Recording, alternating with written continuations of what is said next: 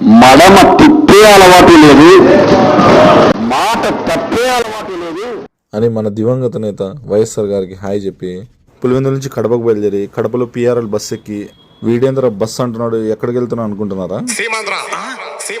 వైజాగ్ దేనికి వెళ్తున్నానంటే, పోయినసారి హైదరాబాద్ లో దళారి ద్వారా 5 ఎనుములు కొనుక్కొని తీసుకొచ్చుకున్నాను.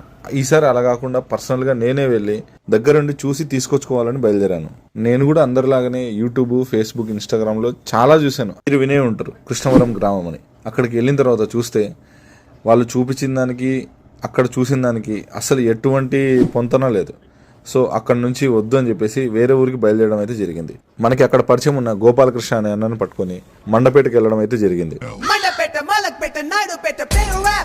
అలా ఇద్దరం పాటలు పాడకుండా 4-5 ఫార్మ్స్ తిరిగి ఒక మంచి ఫామ్కి రీచ్ అవ్వడం అయితే జరిగింది. నేను ఎటువంటి టైప్ ఆఫ్ గేదెలు కొన్నాను, ఎన్ని కొన్నాను అనేది మీకు నెక్స్ట్ వీడియోస్లో చూపిస్తూనే ఉంటాను. Keep following.